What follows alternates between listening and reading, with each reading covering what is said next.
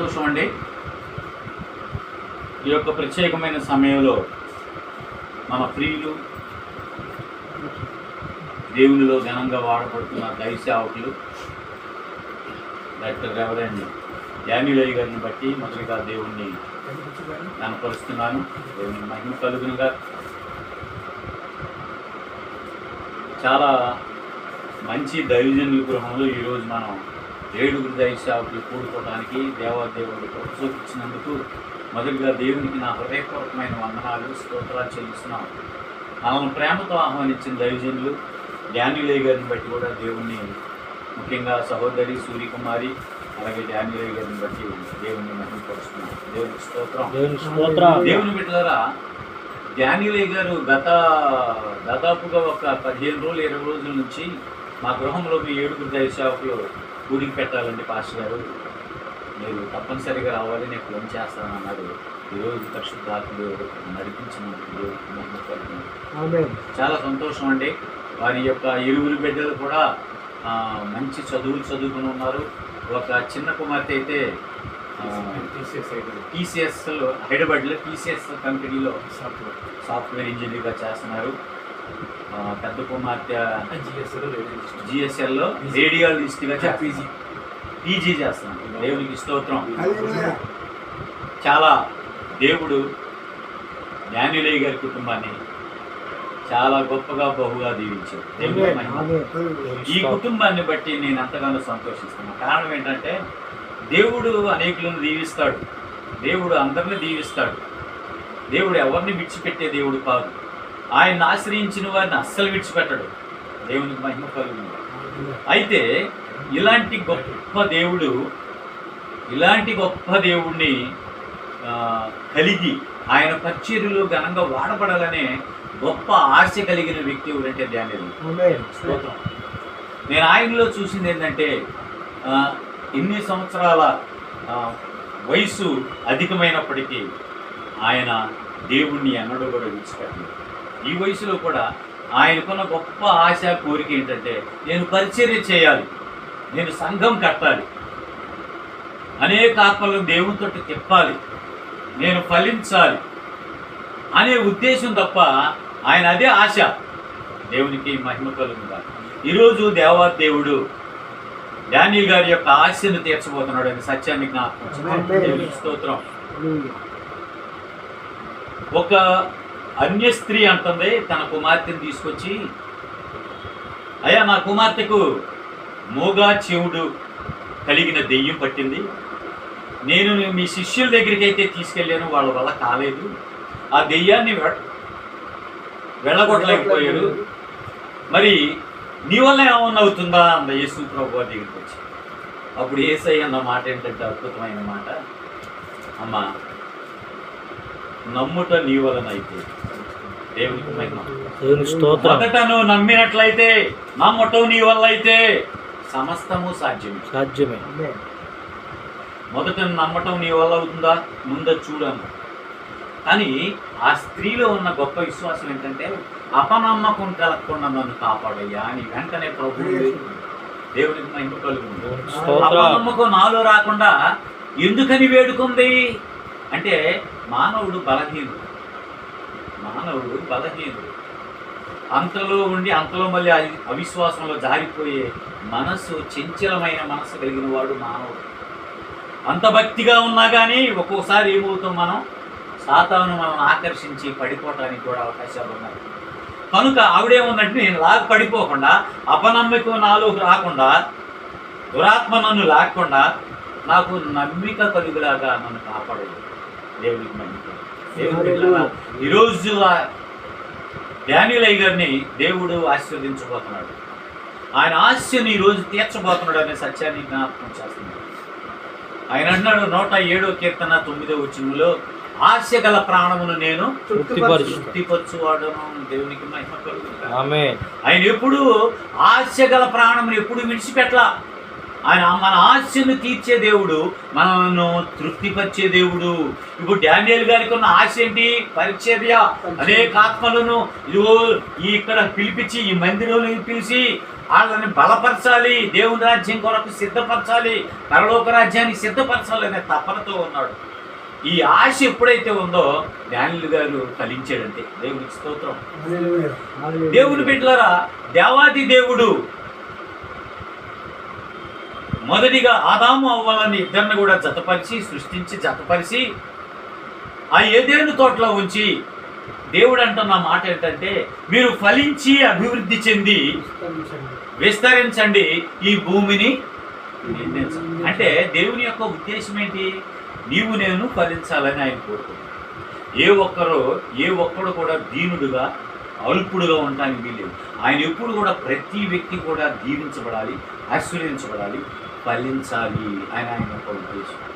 దేవాది దేవుడు నీ నుండి నా నుండి కోరుకుంటుంది ఏంటంటే, నీవు నేను నిత్యము ఫలించాలని ఆయన కోరుకుంటున్నాడు. నీలో నాలో నిత్యము ఫలాలు చూడాలని ఆయన ఆశపడుతున్నాడు. దేవుని బిడ్డ, మన ఆశను తీర్చే దేవునికి కూడా ఒక ఆశ ఉన్నది. ఏమిటి ఆశ?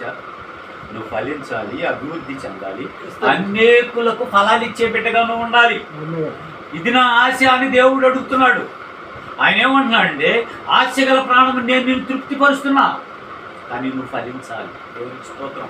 అయితే మనం ఎప్పుడు ఫలిస్తాం? దేవునికి మహిమ కలుగునుగా. మనం ఎప్పుడు ఫలిస్తాం? ఒకసారి ఆలోచన చేయండి. మనం ఎప్పుడు ఫలిస్తాము అంటే, దేవుని బిడ్డలారా, లేఖనం తెలియజేస్తుంది. యోహాను సువార్త 15వ అధ్యాయము 8వ వచనం చూడండి ఒకసారి. 5వ వచనం ఒకసారి చదువుకుందాం. యోహాను సువార్త,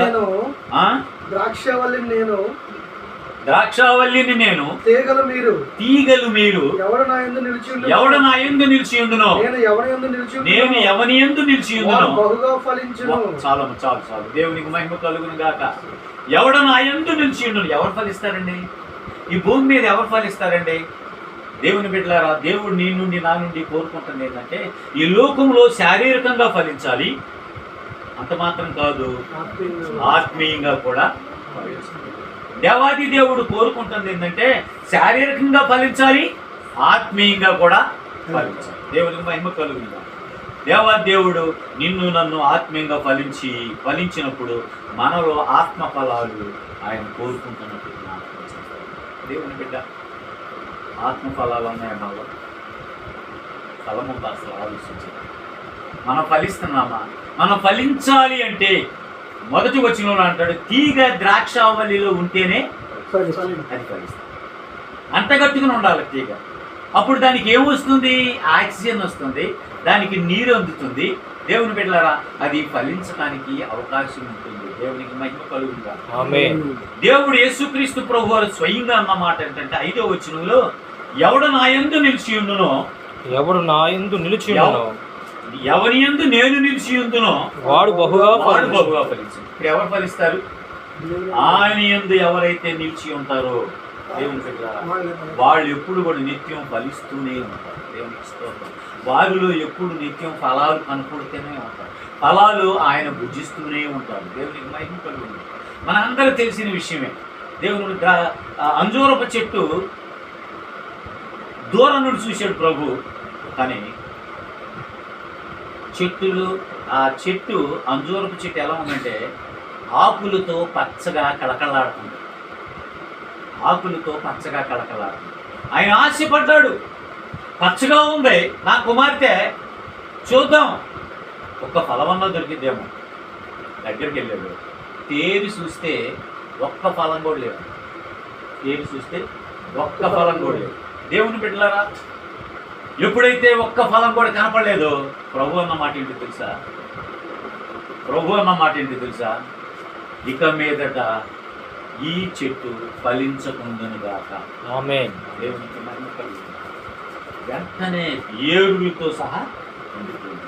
ఈ దేవుని బిడ్డలారా, ఆయన ఒక మాట అంటున్నాడు, నాకు వేరుగా ఉండేవాడు ఏమవుతాడు? ఎండిపోతాడు. స్తోత్రం. ఎవడు నా యందు నిలిచియుండునో, నేను ఎవని యందు నిలిచియుందునో వాడు మాత్రమే బహుగా ఫలిస్తాడు. ఒకవేళ సహోదరుడా, దేవునిలో గనక నువ్వు నిలిచి ఉన్నట్లయితే, నువ్వు నిత్యము దేవునికి ఫలాలు ఇచ్చే కుమార్తెగా, కుమారుడుగా దేవుడు నిన్ను ఆశీర్వదించి అభివృద్ధి చేస్తాడు, ఫలింపు చేస్తాడని సత్యాన్ని జ్ఞాపకం చేస్తాను. తీగ ద్రాక్షావళిలో ఉంటేనే అది ఫలిస్తుంది. ద్రాక్షావళికి వేరైన తీగ ఏమైపోతుంది? ఎండిపోతుంది. ఎండిపోయిన తీగ ఏం చేస్తాం మనం? పొయ్యిలో పెట్టుకుంటాం. దేవునికి స్తోత్రం. ముక్కలు ముక్కలుగా కట్ చేసి, అంటే ఒకవేళ ఆయనలో అంటగట్టబడకుండా ఉంటే నీవు నేను కూడా, దేవుని బిడ్డ, నువ్వు నీ జీవితం నా జీవితం కూడా ఎండిపోతుంది. ఎండిపోయిన నీవు ఆ అంజూరపు చెట్టు వలె ఎండిపోతావు. చివరికి ఆ అంజూరపు చెట్టు ఏమైపోయిందంటే ఏరులతో సహా ఎండిపోయి ముక్కలు ముక్కలుగా కట్ చేసుకుని పొయ్యిలో పెట్టుకున్నారు అక్కడ ఉన్నారు ఇశ్రాయేలు. దేవుడు అంటే ఎండిపోయిన చెట్టు ఎక్కడికి వెళ్తుంది? అగ్నికి ఆహుతైపోతుంది. దేవుని బిడ్డ, చాలా అద్భుతమైన మర్మాలు యేసుక్రీస్తు ప్రభు వారు యోహాను సువార్త 15వ అధ్యాయంలో అనేకమైన మర్మాలతో పెట్టినట్టు జ్ఞాపకం చేస్తున్నాను. నీవు నేను ఫలించాలంటే ఆయనలో నిలిచి ఉండాలి. ఆయన ఒకటే అన్నాడు, ఎవడ నా యందు నిలిచి ఉండునో నేను వాని యందు నిలిచి ఉంటాను అన్నాడు. దేవునికి స్తోత్రం. నా యందు వాడును, వాని యందు నేను నిలిచి ఉన్న ఎడల వాడు బహుగా ఫలించుతాడు. నువ్వు బహుగా ఫలించడం వలన పరలోకమందున్న నా తండ్రి మహిమపరచబడును అన్నాడు. దేవునికి మహిమ కలుగును గాక. పరలోకమందున్న నా తండ్రి మహిమపరచబడాలంటే నీవు నేను బహుగా ఫలించాలి. దేవునికి స్తోత్రం.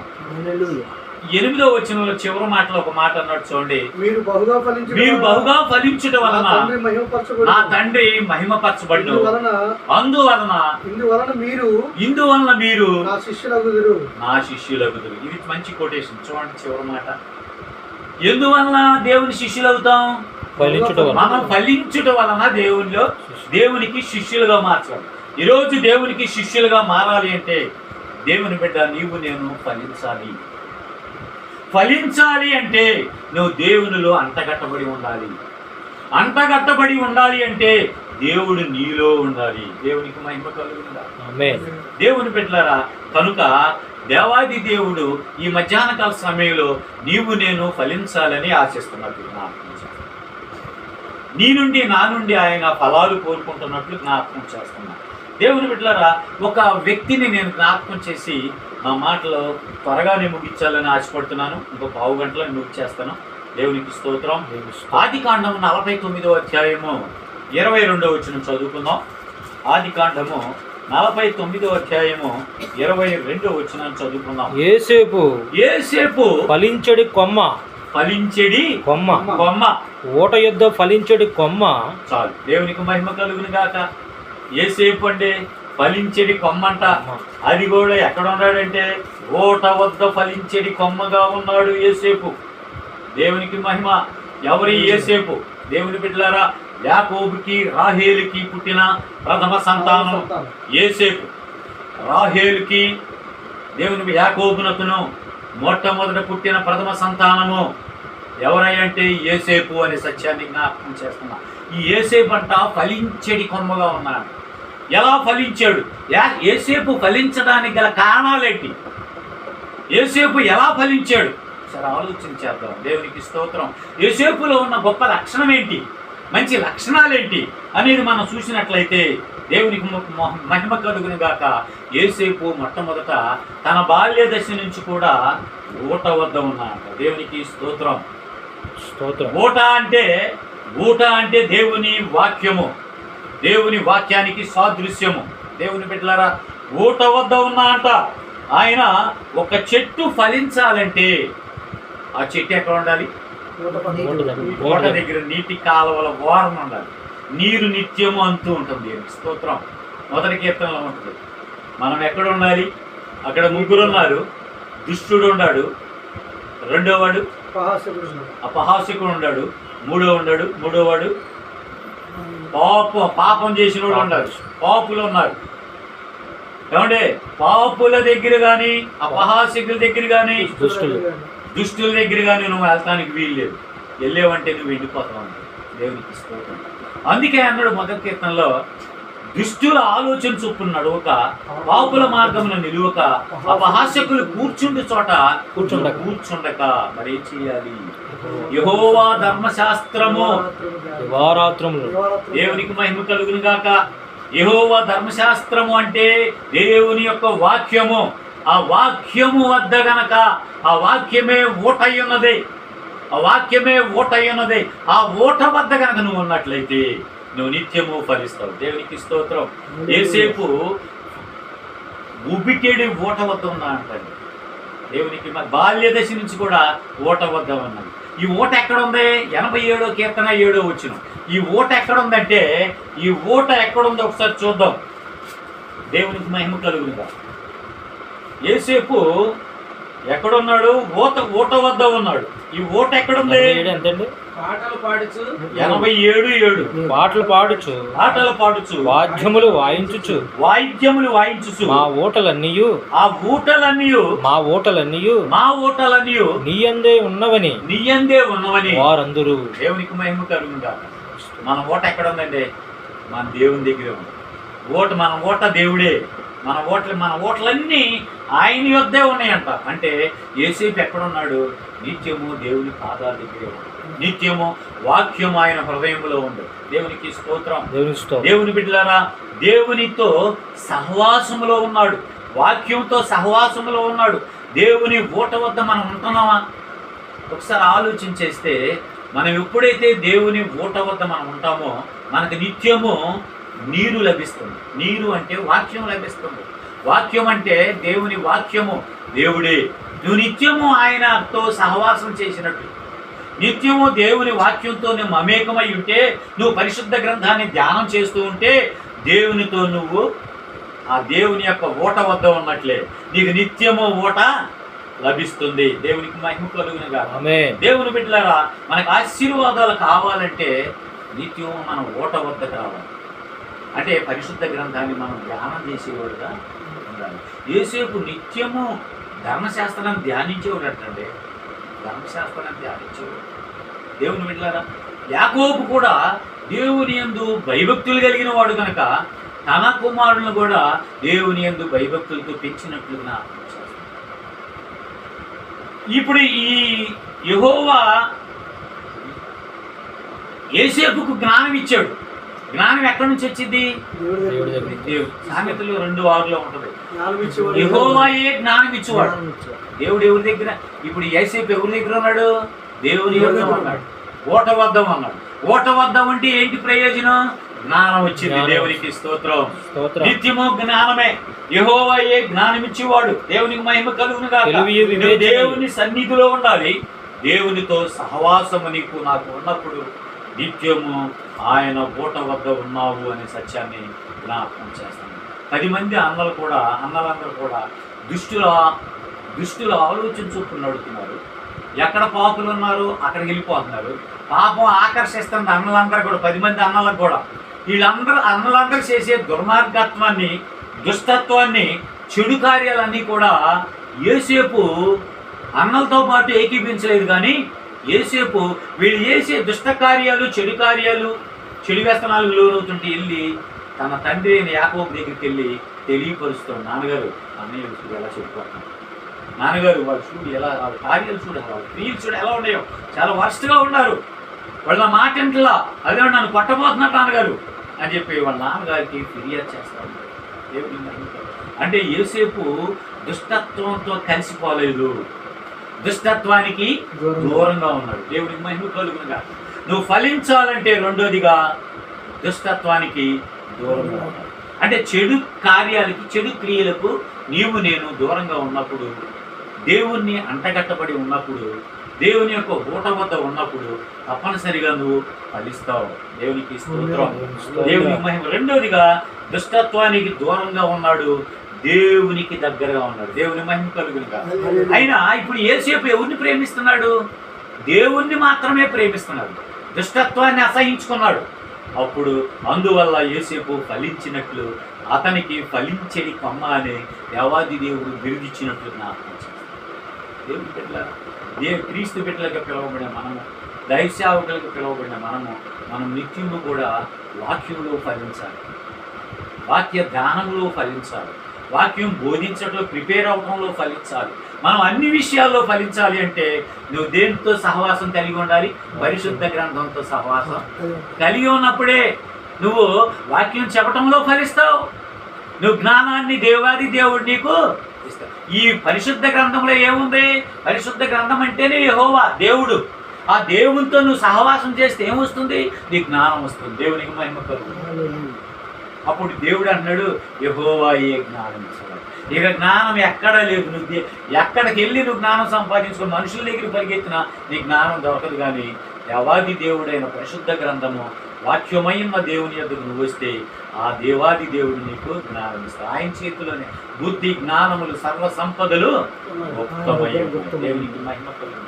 మూడో మాట నేను తెలియపరుస్తున్నాను. మూడోదిగా హృదయములో దేవునికి చోటిచ్చాడు. దేవునికి స్తోత్రం.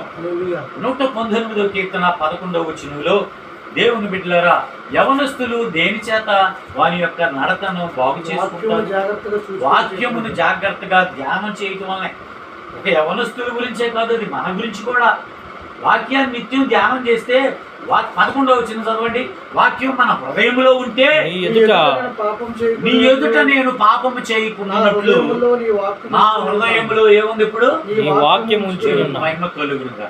దేవుని బిడ్డలారా, నిజంగా సేవకులుగా మనకు కూడా ఒకసారి సాతాను వాడు దురాలోచన కలుగు చేస్తాడు. ఏం కలుగు చేస్తాడు? దురాలోచన కలుగు చేస్తాడు.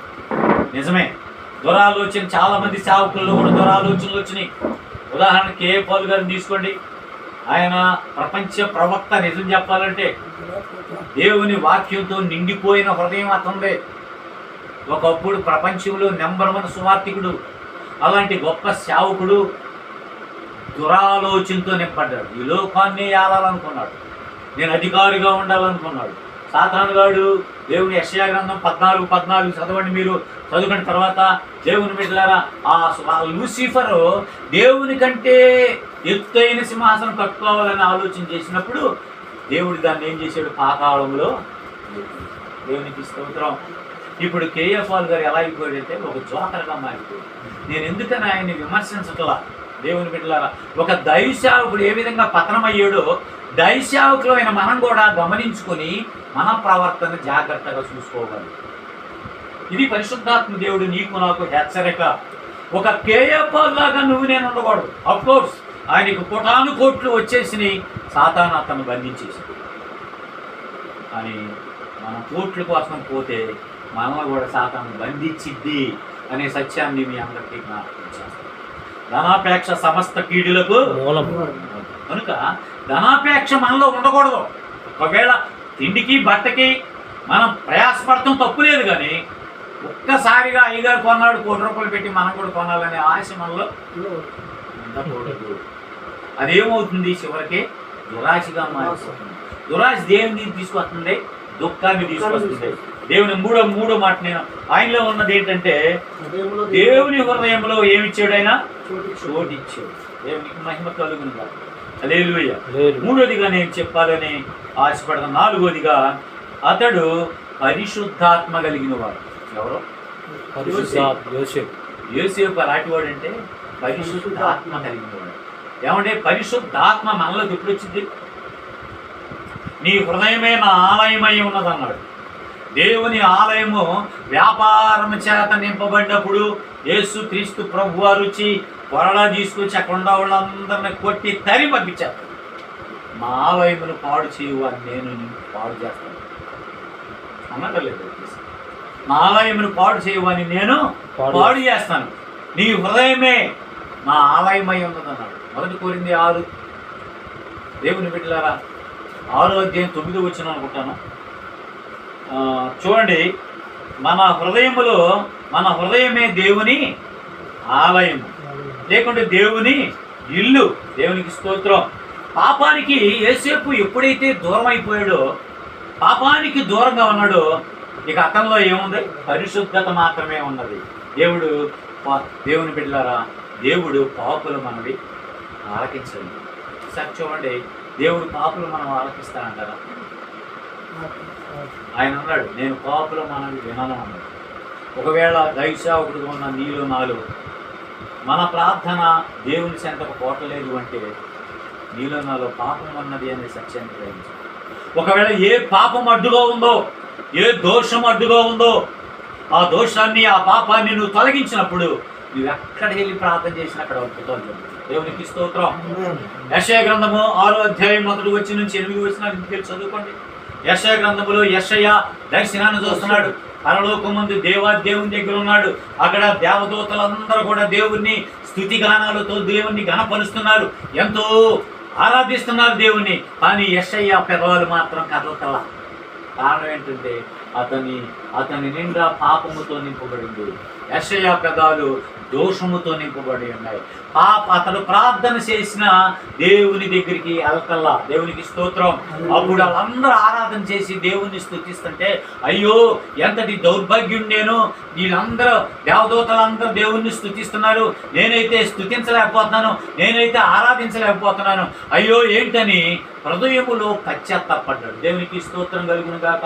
ప్రియ సహోదరి సహోదరుడా, ఒకవేళ నీ ప్రార్థన దేవుడు అంగీకరించట్లేదేమో, ఎక్కడికి వెళ్ళినా అద్భుతాలు జరగట్లేదేమో, ఎవరి దగ్గరికి వెళ్ళి ప్రార్థన చేసినా ఆ వ్యక్తికి స్వస్థత రావట్లేదేమో, రాపోవటానికి కారణం ఏంటి? దేవుడిని మొర్ర ఆలకించట్లేదేమో.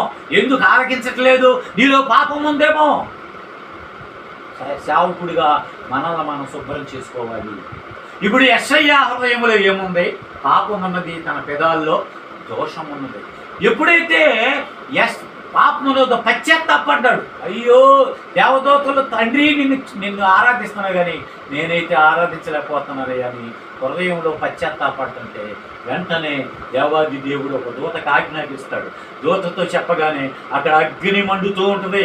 ఆ అగ్నిని తీసుకుని ఆ నిప్పు రవ్వను తీసుకొచ్చి యెషయా పెదాలకు తగిలిస్తాడు. దూత వచ్చి యెషయా పెదాలకు ఎప్పుడైతే తగిలించిన వెంటనే అంటున్నాడు, దూత అంటున్నాడు, యెషయా నువ్వు ధైర్యంగా ఉండయ్యా, నువ్వు భయపడకయ్యా, ఇదిగో ఇక మీదట నీ దోషం మొత్తం కొట్టివేయబడింది. దేవుని మహిమ కలుగును గాక. నీలో ఉన్న పాపం మొత్తము ప్రక్షాళన అయిపోయిందయ్యా.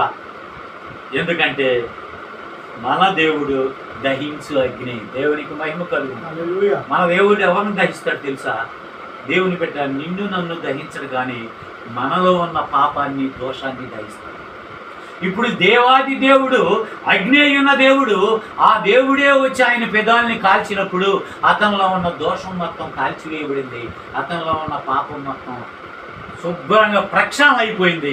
అప్పుడు దేవుడు అంటున్నాడు, అయ్యా నా కొరకు సువార్త ప్రకటించడానికి ఎవరు వెళ్తారు నా కుమారులారా అన్నప్పుడు యెషయా అంటున్నాడు, లేచి యెషయాలో పాపం పోయింది, యెషయాలో దోషం లేదు. ఇప్పుడు లేచి అంటున్నాడు యెషయా, అయ్యా తండ్రి నీ సువార్త ప్రకటించడానికి నేను వెళ్తానయ్యా, ఎందుకంటే ఇప్పుడు నేను పవిత్రుడు అయిపోయాను. ఇప్పుడు యెషయా పరిశుద్ధుడిగా మార్చబడ్డాడు. ప్రియ సహోదరుడా, ఏ పాపం నీలో ఉంటుంది, ఏ దోషము నీలో ఉంటుంది, ఈ వాక్యం వింటున్న సహోదరి సహోదరుడు, ఒకవేళ ఏ దోషం ఉన్నా యెషయాలో పశ్చాత్తాపడ్డాడు, నీవు కూడా పశ్చాత్తాపడి ప్రభు పాదాల మీద పడినట్లయితే ఆయన అగ్ని వచ్చి నేను కాల్చివేస్తాను. నీ పాపాన్ని, నీ దోషాన్ని కాల్చివేసి దాని సత్యాన్ని కాల్చివేస్తాను. ముందా పశ్చాత్తాపం.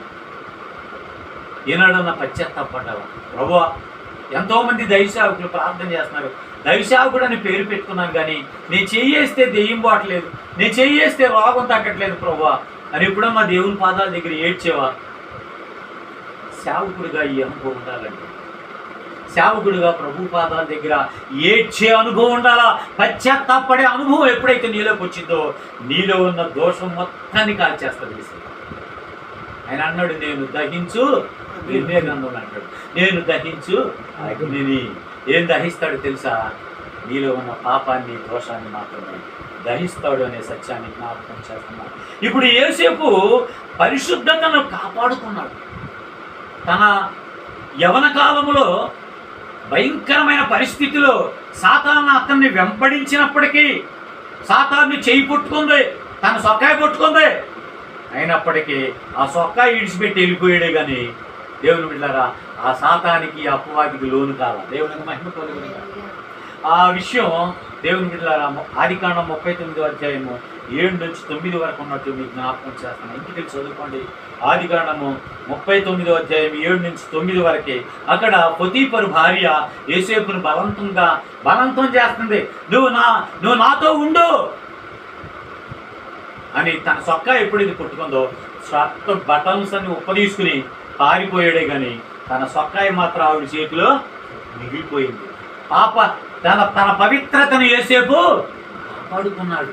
తన పరిశుద్ధతను కాపాడుకున్నాడు దేవుని బిడ్డలారా. మనం ఎప్పుడు కూడా దైవసేవకులుగా ఉన్న నీవు నేను, మనం ఎప్పుడు మన పరిశుద్ధతను, క్రీస్తును నమ్ముకున్న నీవు నేను, యేసు రక్తంలో కడగబడిన నీవు నేను, ఆ దేవుడిచ్చిన పరిశుద్ధతను, ఆ దేవుడిచ్చిన పవిత్రతను మనం ఎన్నడూ కూడా విడిచిపెట్టకూడదు. కాపాడుకోనే బిడ్డగా, యేసేపులాగా పాపం నుంచి పారిపోయేవాడుగా ఉండాలి అనే సత్యాన్ని జ్ఞాపకం చేస్తాను. అప్పుడు మాత్రమే యేసేపు ఫలించాడు. దేవునికి స్తోత్రం.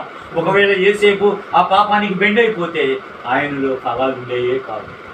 దేవుడు, అయ్యా నా కుమారుడా, నువ్వు ఫలించే కొమ్మరా అన్నాడు. దేవునికి మహిమ కలుగును కాదు. నీవు నేను ఈ రోజు నుంచి ఫలించే కొమ్మగా మారిపోవాలి.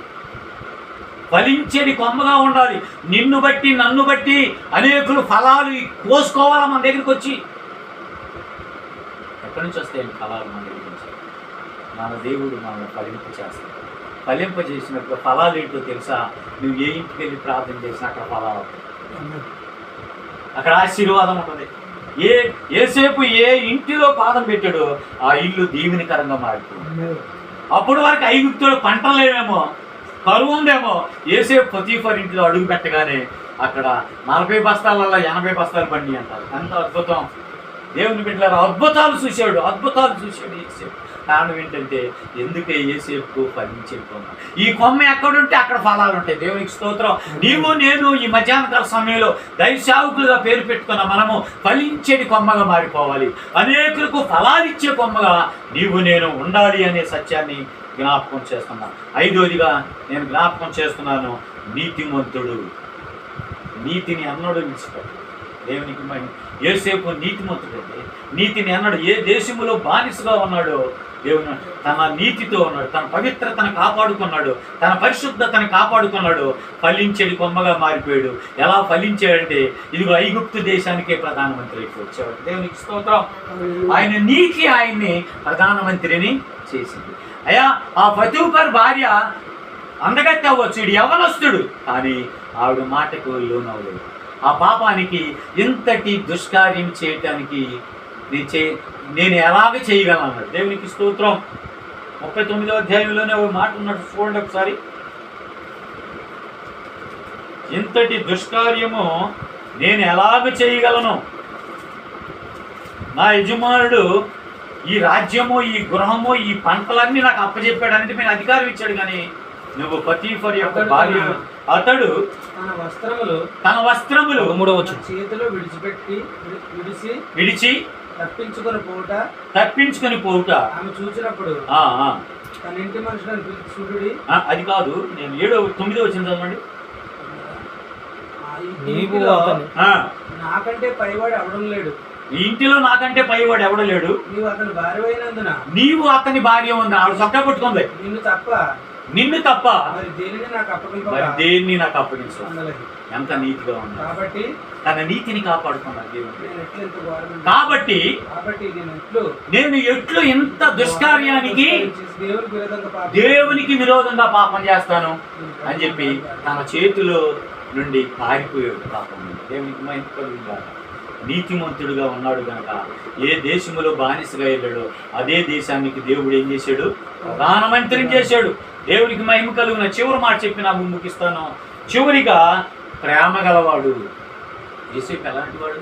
యేసేపు ఫలించేది కొమ్మగా ఊరినే వచ్చిందా బిరుదు? యేసేపులో ప్రేమ ఉందండి. దైవసేవకుడిగా నీలో నాకు ప్రేమ ఉందా? ప్రేమిస్తున్నావా?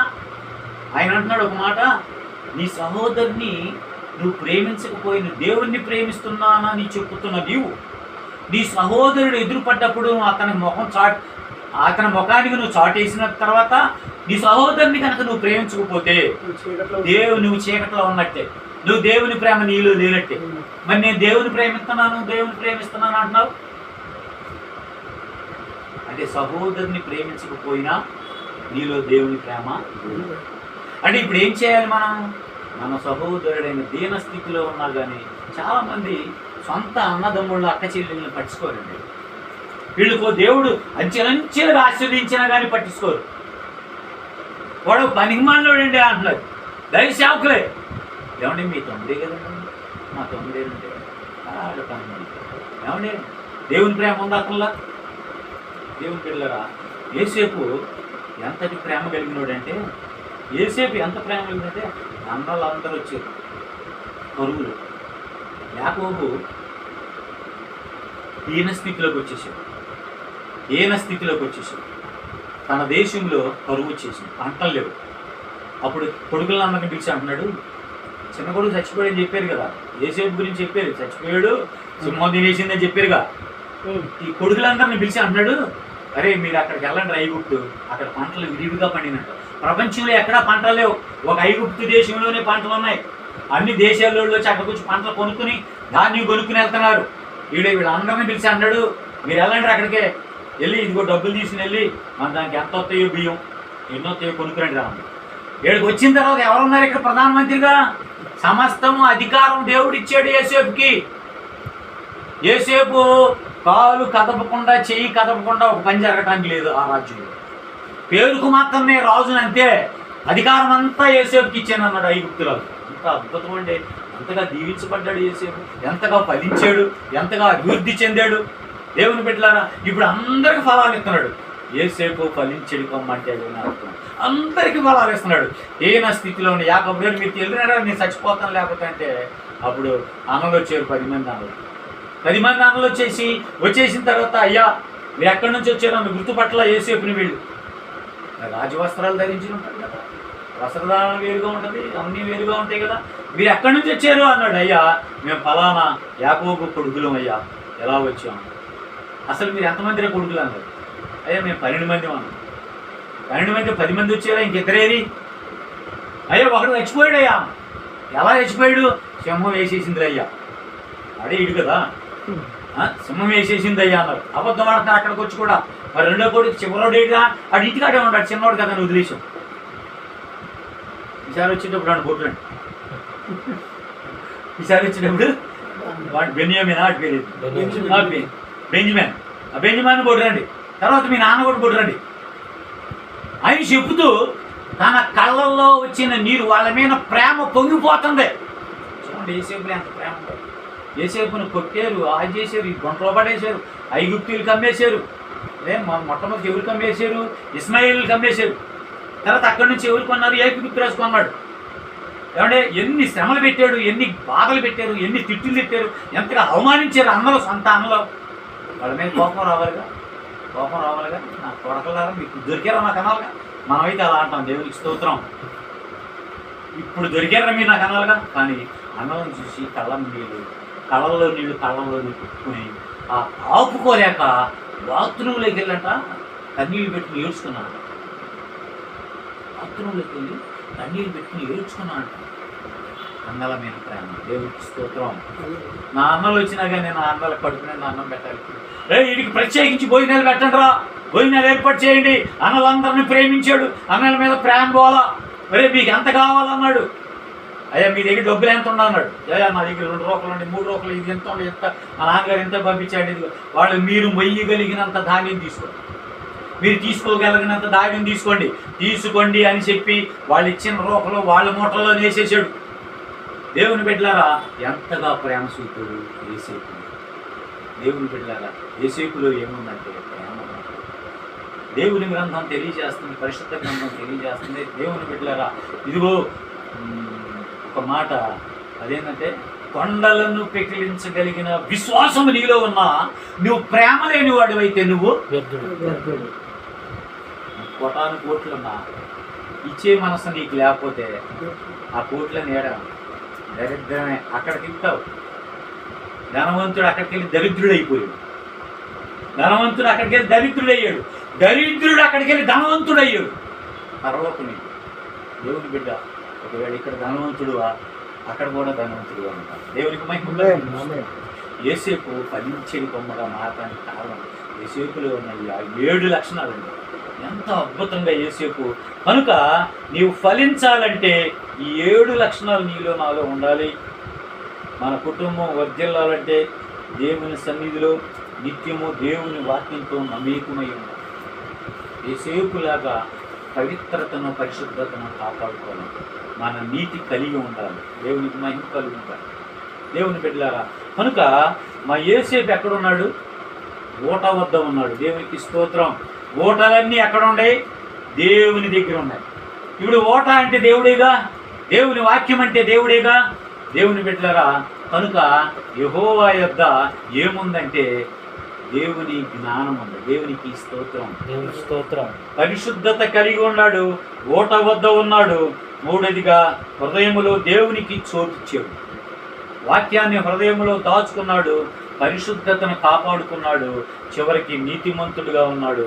ప్రేమ కలిగి ఉన్న అన్నలు వచ్చినా కానీ వారి మీద ద్వేషం చూపలేదు, ప్రేమ చూపాడు. కనుక మన ప్రభు తెలియజేస్తుందంటే ఏంటంటే, అందుకే యేసయ్య అన్నాడు, నీ శత్రువునైనా సరే నువ్వు మొట్టమొదటి నువ్వు శత్రువు కొరకు, నీకు ద్రోహం చేసిన వాళ్ళ కొరకు మోకరించి ప్రార్థన చేయమన్నాడు.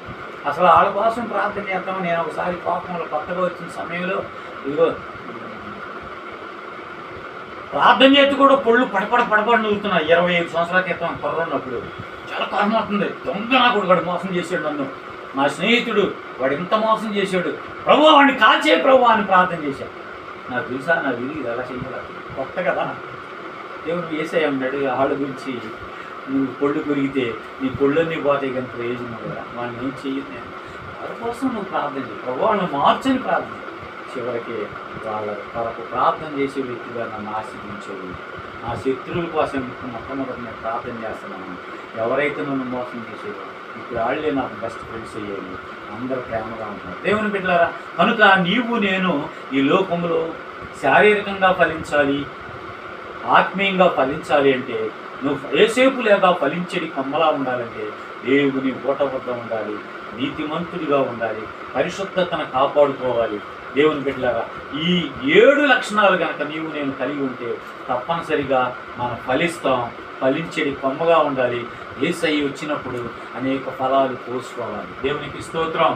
అంజూరపు చెట్టు దగ్గరికి వెళ్ళి ఆకలితో వెళ్ళి తేరు చూసా అంటండి, కానీ ఒక్క ఫలం కూడా లేదు. దేవుని బిడ్డ, ఒక రోజు నిన్ను నన్ను తేరు చూసే రోజు రాబోతుంది. మనం అపాయకరమైన దినాల్లో ఉన్నాం, అంత్యకాలంలో ఉన్నాం, అంత్య దినాల్లో ఉన్నాం, అపాయకరమైన దినాల్లో ఉన్నాం, ప్రభు రాకడ దినాల్లో ఉన్నాం. దేవుని బిడ్డ, ఒకవేళ నీలో ఒక్క ఫలం కూడా లేదా, ఫలాలు తెలుసుగా మనకి 9 ఫలాలు అన్నీ కలిసి ఒకే ఫలం కింద చెప్తారు ప్రభు. దేవుని బిడ్డలారా, ప్రేమ, సాత్వికము, సంతోషము, సమాధానము. దేవుని బిడ్డలారా, గలతీయులకు రాసిన పత్రిక 5వ అధ్యాయము 20 5:20 రాసుకోండి. అక్కడ ఫలాలు ఉంటాయి. 5:22 ఫలములు ఉంటాయి. ఫలం ఉంటుంది, ఆత్మ ఫలాలు. ఈ ఆత్మ ఫలాల్లో కనీసం ఒక్క ఫలం ఉన్నా నిన్ను పరలోక రాజ్యం తీసుకెళ్తాడు మన ప్రభు అనే సత్యాన్ని జ్ఞాపకం చేస్తాను. ఇప్పుడు యేసేపులో అన్ని ఫలాలు ఉన్నాయి, ఒక్క ఫలం కాదండి, ఈ 9 కలిసిన ఫలం ఉంది ఆయన దగ్గర. దేవుని బిడ్డ, నీలో కనీసం ప్రేమ ఉందా? ప్రేమ అనే ఫలం ఉందా? క్షమాగుణం ఉందా? దేవుని బిడ్డలారా, కనీసం ఒక్క ఫలమన్నా నీలో నాలో ఉండాలని, నీవు నేను యేసేపులాగా ఫలించేది కొమ్మగా ఉండాలని ప్రభునామంలో కోరుకుంటూ, ముఖ్యంగా ఈ కూడుకుని ఏర్పాటు చేసిన డానియలయ్య గారు ఆయన కుటుంబము అనేకులకు ఫలాలిచ్చే కుటుంబంగా దేవుడు ఆశీర్వదించును గాక. అలాంటి గొప్ప అనేకులు దేవాది దేవుడు ప్రత్యక్షమైనప్పుడు అనేక ఫలాలనే ఆత్మలను అప్పగించే గొప్ప దైవజనులుగా దేవుడు డానియల్ గారిని ఫలింపచేయునుగాక. దేవుడు తన పరిశుద్ధ వాక్యాన్ని దీవించి ఆశీర్వదించును. ఈ అవకాశం ఇచ్చిన డానియల్ గారికి నాకు